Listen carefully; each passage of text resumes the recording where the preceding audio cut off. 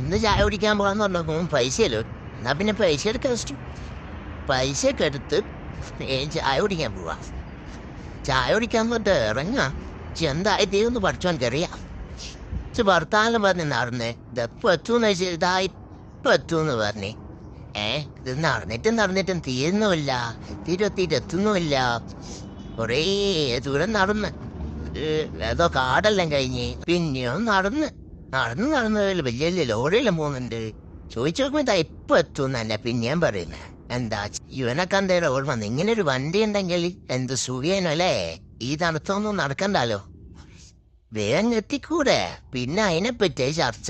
അതോടെ കിട്ടും. എത്രയാ പൈസ, എങ്ങനെയാ കിട്ടുക, എവിടുന്നാ വാങ്ങുക, അതെന്നെ പിന്നെ വർത്താനം. പിന്നെ കുറെ വണ്ടിയെല്ലാം നോക്കി സിഗ്നൽ മാറിയപ്പം ക്രോസ് ചെയ്ത് പിന്നെ നടത്തും തന്നെ നടത്തും. എന്താ ചെയ്യാ.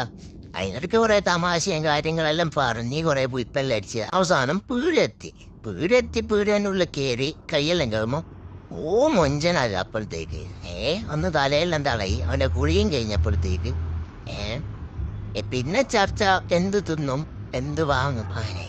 എന്നാ പിന്നെ ചാർക്കോൾ പറയാൻ നിർത്തേ. അല്ല വേണ്ട മന്തി പറയാൻ നിർത്തേ. ഞാൻ പറഞ്ഞ എന്തെങ്കിലും പറയും തിന്നാൻ കിട്ടിയാൽ മതി.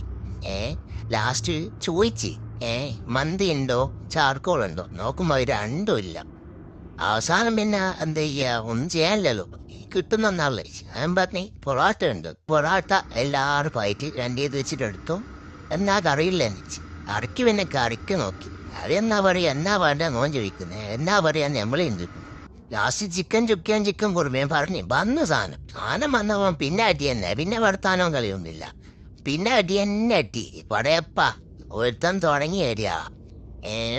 ഞാനിത് എടുത്ത് മെല്ലെ കുറയെല്ലാം ഒഴിച്ച് സമാധാനത്തിൽ തിന്നാൻ നോക്കുമ്പോഴത്തേക്ക് കഷ്ണമൊന്നുമില്ല. പിന്നെ കഷ്ണമെല്ലാം കോരി അടിക്കുന്നുണ്ട്.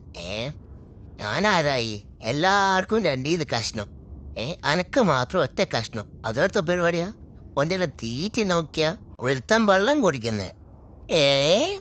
ഫുഡ് ചുമ്മാ മാത്രം പോരാ, ലഡു വേണം. ലഡു നോക്കുമ്പം പോരാ, മുട്ട വേണം. ഇതെന്താ ഇത്?